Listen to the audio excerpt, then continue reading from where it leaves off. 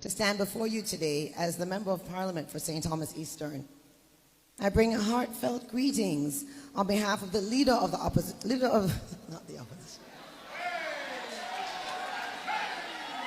Now, I want to know if a slip or a mouth slip or a mistake she make, or she just mean to say Andrew Holiness is the leader of the opposition, or she try to big up Mark Golding as the boss himself. Because I don't understand how you could give a speech and you are going to talk about your Prime Minister, the leader of the Jamaican Labour Party, and your mouth slip and say the leader of the opposition. So it is either you call Andrew Holiness the leader of the opposition, you are put him in the opposition role because you don't realize that the Jamaican people them turn their back against him and them are going to make him become an opposition, or your mind upon Mark Golding so bad, Mark Golding are going on sleepless night, Mark Golding having a stay up at night time and can't sleep. So instead you say the leader of the Jamaican Labour Party, you say the leader of the opposition. Now, Michelle Charles, we want you to come and clarify what you did a try to say, because we don't understand enough. We don't understand. And then you say, no, not the opposition. Come on, what you trying to say? Time coming up, Michelle Charles. And I know you see it's a time come. And the people of Jamaica already make you know say time come for a change. But people, may have something for refreshing our brain. May have something that the Labourite them need to see tonight. May I go take on back to history and make on see say the Labourite them did connect with the CIA to destroy Jamaica and overthrow Michael Manley. When me talk, when I say a lie. When me talk, when I say a lie, me tell you say the Jamaican Labour Party was always a part of the CIA. But you don't always say a lie, me tell. But people, bless up to my viewers and my subscribers them. May hope everybody having a blessed and a wonderful evening. Now my viewers and my subscribers, remember, in everything you do, always put God first. In every any situation, just always remember to call upon God. Always remember to pray, because a prayer day keep the devil away. Now my viewers and my subscribers, we have a lot coming up inside this update, so you definitely don't want to miss none. So watch the video until the end. Remember, leave a like on this video, give it a thumbs up, and subscribe if you haven't subscribed as yet. People, make a run the intro and come back. We soon forward.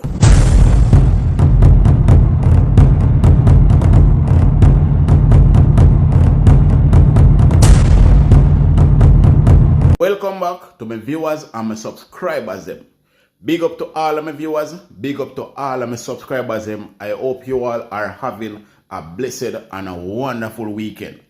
Now my viewers and my subscribers, big war are going over there in the Jamaican Labour Party. A beer passa are going from left to right in the people.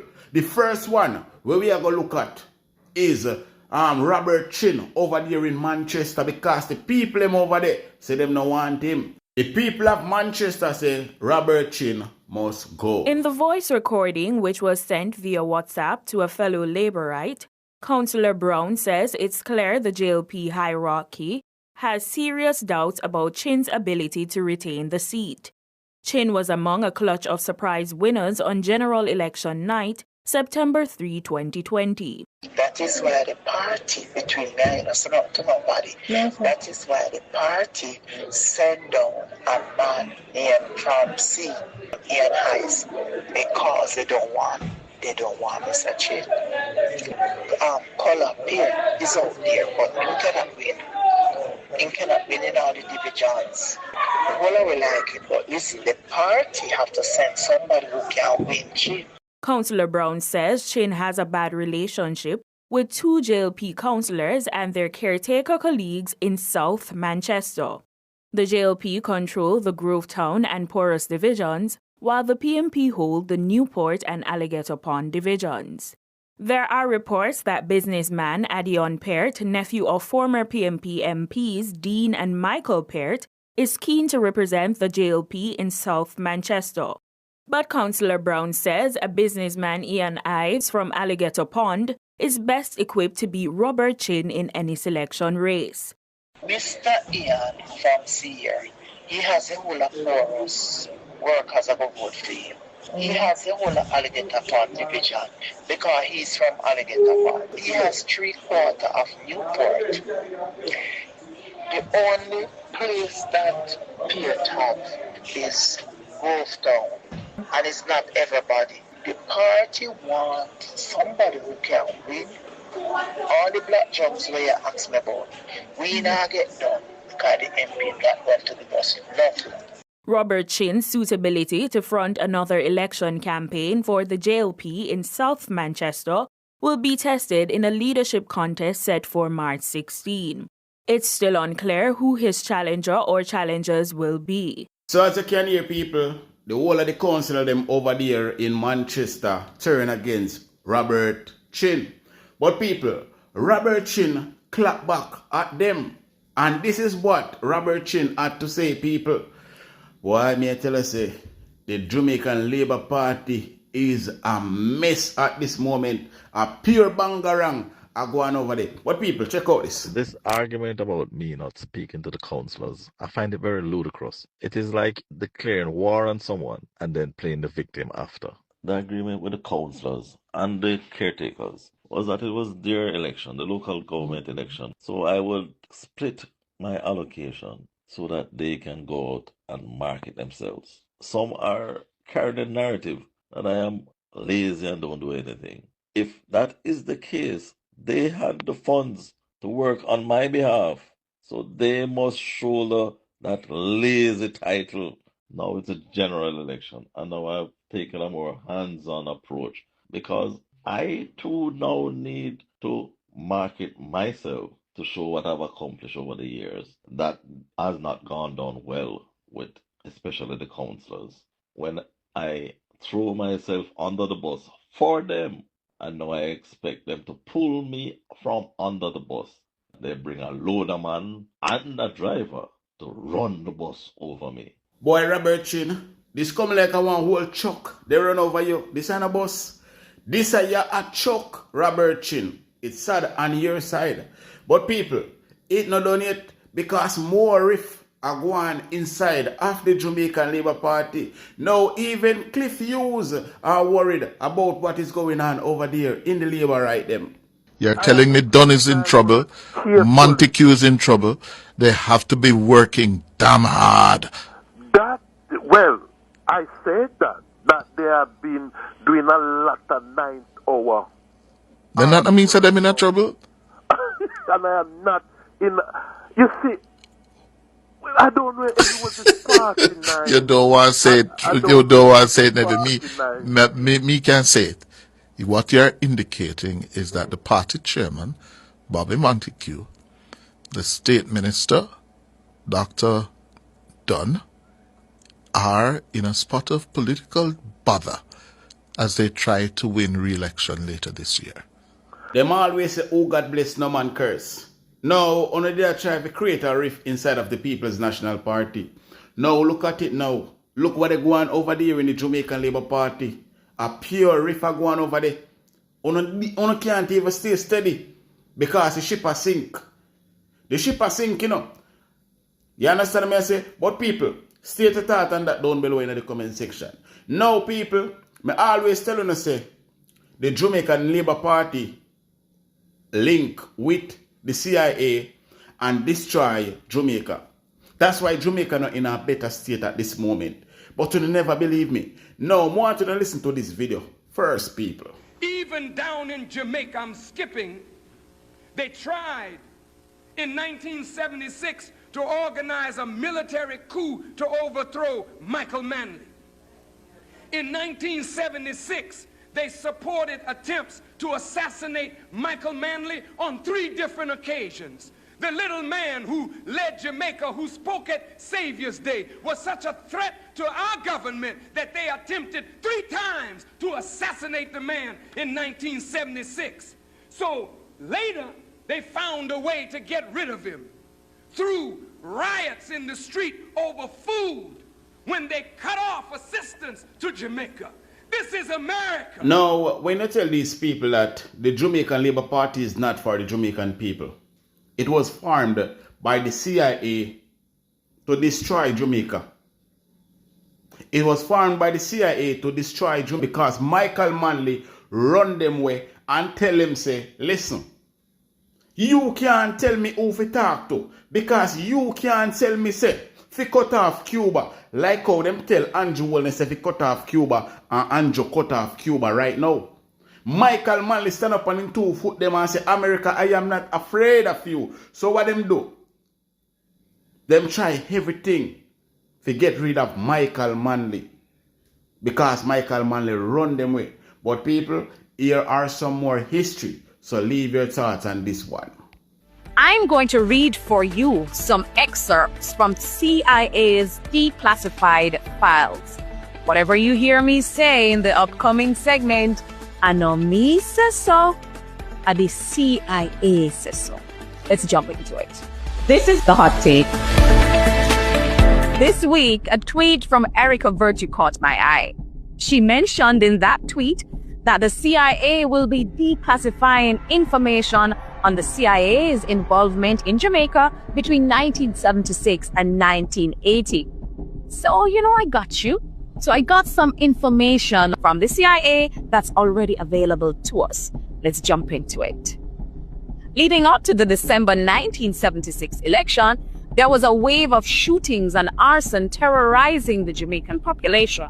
It says that in 1976, there was a fire on Orange Lane. A group of 50 armed paramilitary gunmen burned a block of tenements to the ground. Survivors who attempted to escape were forced back into the flames. Documents and weapons found in JLP leaders' possession outlined a plan for a US-backed military coup before the elections. The source of this? Counter Spy, Volume 3, Number 2, December 1976. So go find it for yourself and know what happened in 1976. In 1980, there was an escalation of political violence in Jamaica. Let's look at what happened at the Eventide Home Massacre, May 19, 1980. Mercenaries burned down a home for destitute elderly women, killing over 150 aged and infirm residents. Edward Seaga, then Prime Minister, downplayed the tragedy, only expressing sympathy for JLP supporters among the dead. This, of course, sparked outrage across Jamaica, with people questioning whether JLP lives were considered more valuable than PNP lives or the lives of Jamaicans who had no political affiliation. Just 2 months later, in July of 1980, there was the Greenwich Town Massacre. At least 5 gunmen attacked homes in Greenwich Town and Kingston. They kicked down doors and opened fire, killing 7 people. A JLP campaign vehicle was involved in the operation. Between June to July 1980, there was a breakout of violence again in Jamaica. A black mercenary army was trained in Florida, specifically recruiting Vietnam War veterans. In July of 1980, there was an M16 bus shooting. 2 men, appearing to be repairing a JLP Jeep, opened fire on a passing bus using M16 rifles. Following Edward Seaga's visit to the United States, there was an escalation of violence. While in the United States, Seaga predicted more violence in Jamaica. Upon his return, this prediction came true, with coordinated gunfiring increasing across the country.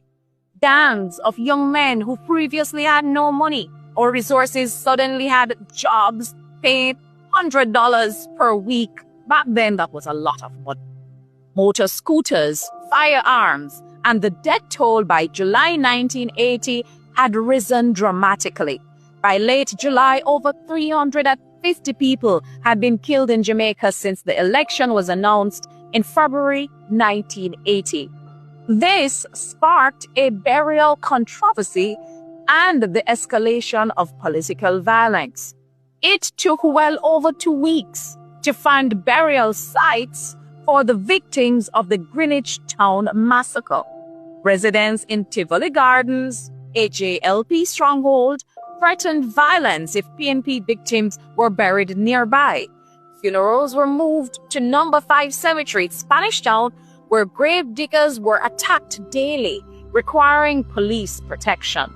Church leaders had to intervene, urging citizens to recognize that political violence must end. What was the impact and the broader implications of this? The US actively supported the JLP's efforts to destabilize the country ahead of the 1980 election. Siaga's connection to the US became evident, with violence conveniently aligning with his predictions. Election-related violence reached unprecedented levels, leaving hundreds dead and intensifying political divisions in Jamaica. The psychological impact of political terror lingered, making this period one of the darkest chapters in Jamaica's modern political history. One thing with my channel, when you come over to my channel, you have to learn something.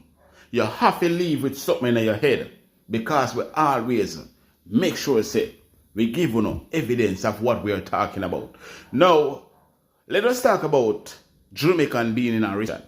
Jamaica crash at this moment under the Jamaican Labour Party. Every time Labourite come in a power, Jamaica always crash, and people don't believe that.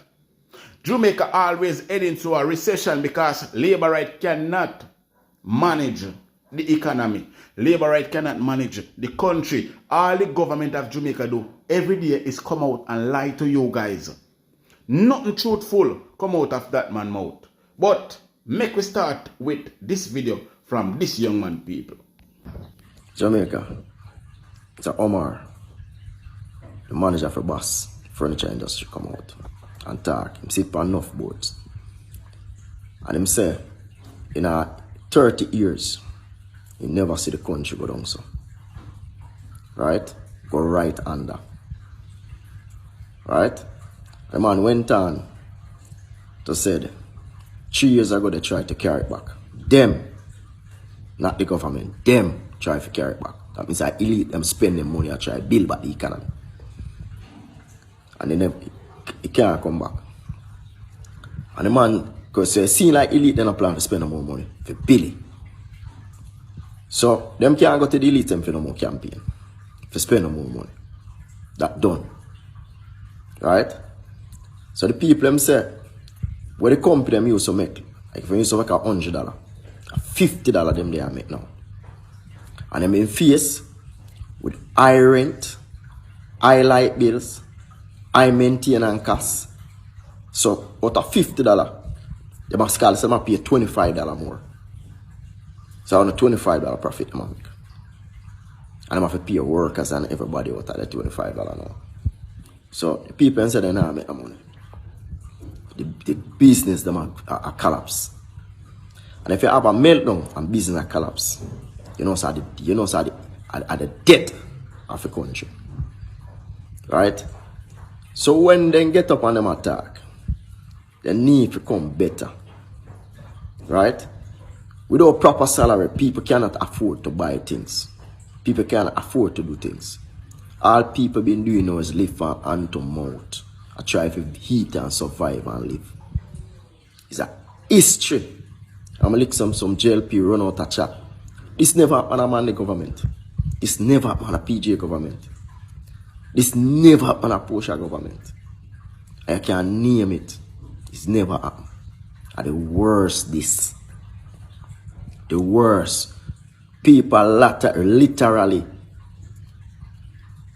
soon start name back and shit in a Jamaica, this continent. They said Believe it or not, no one go see it.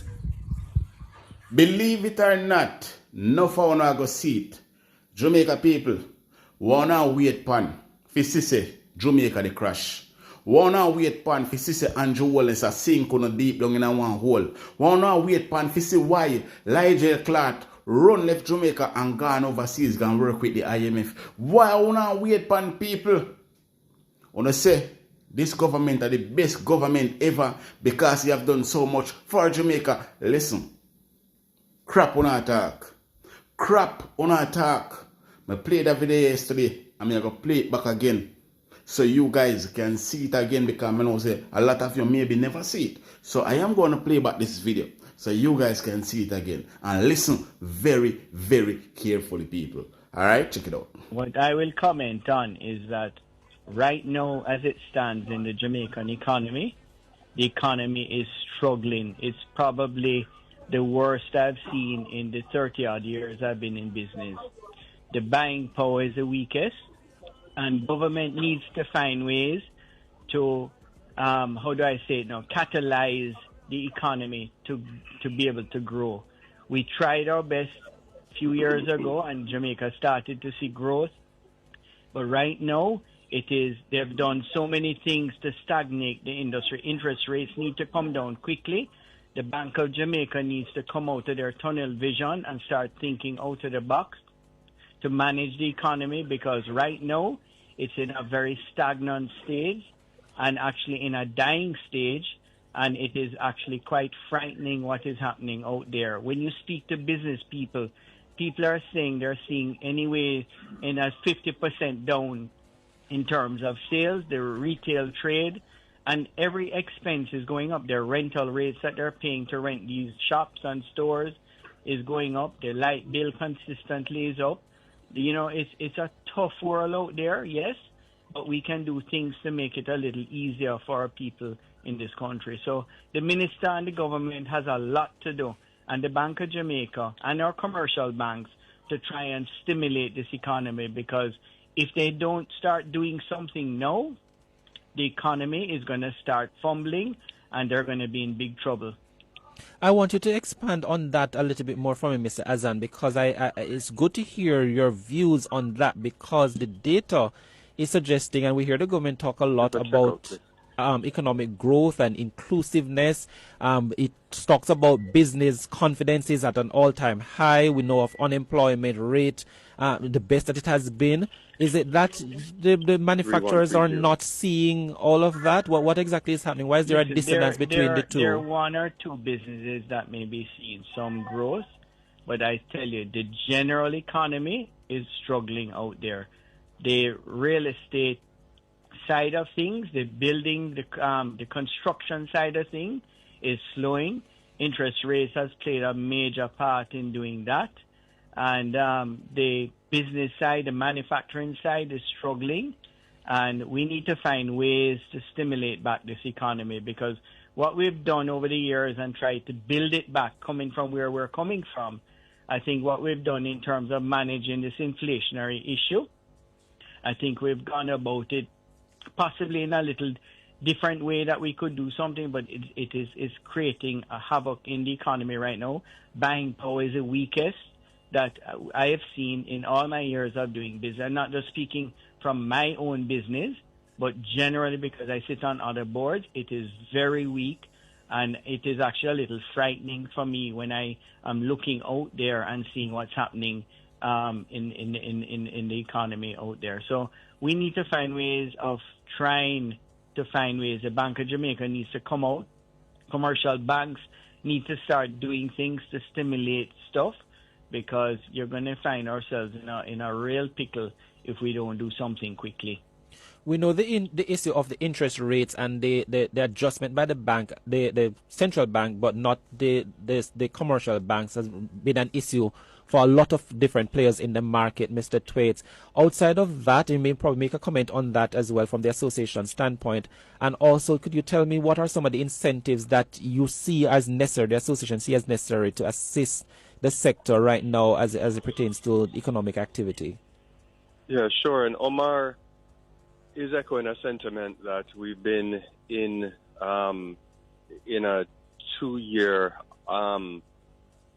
environment of high interest rate and lending is tight. So these are the policies that slow down an economy.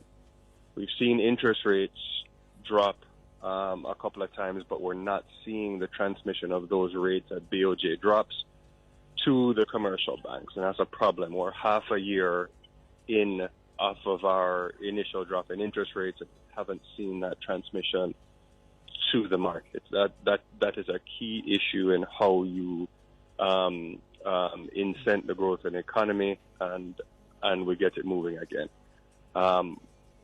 We know, even with everything Omar said, we know that our economy, the drop in our debt, we have the currency has been in a stable place.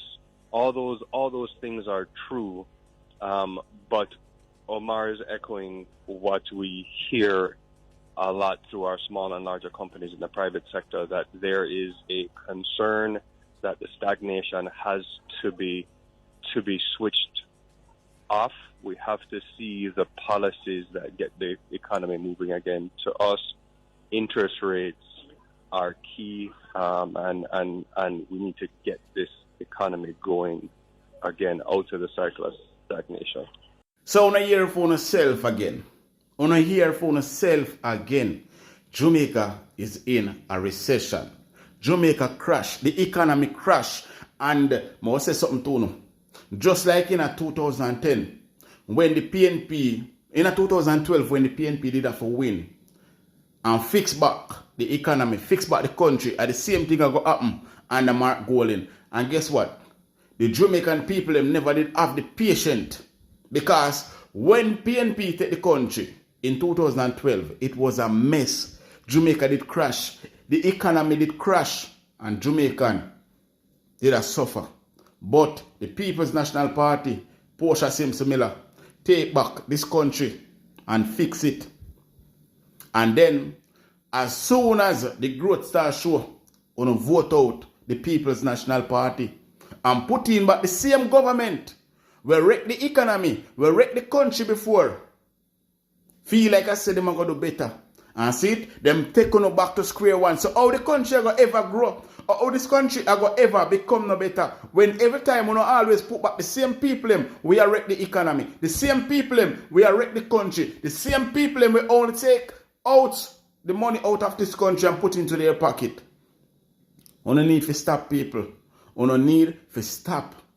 Remember me telling you, but people stay to talk down below in the comment section. And as usual, people, remember, leave a like on this video. Me I go play a video now and let you see how young people really see the Jamaican Labour Party, and that they will never come to nothing under the Jamaican Labour Party.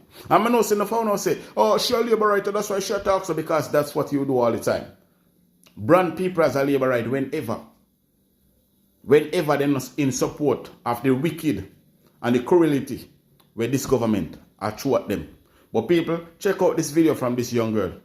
At least she have her eyes open. Jamaican eyes are open. And Holiness, you're going down. You're a criminal. As a young professional, I can honestly say I don't think I'll be able to achieve my dreams working in this country. Why house be so expensive? The money now make. I see some houses sell and them literally don't even make sense. It better them to just bulldoze them down and just sell the land alone. And the price, don't get me started on the price of these homes. It is ridiculous. Right now, house are foreign cheaper than Jamaica, and yeah, I get better facilities. Now imagine me go draw my NHT points, get the $7 million. What that can do? It can do nothing. Even if me join up with somebody else that still cannot buy a decent livable space in a like Kingston or the St. Catherine area, like it don't make no sense. So literally, with all NHT only makes sense if three people are come together and so they want like a 1 bedroom or a 2 bedroom, then maybe that can work.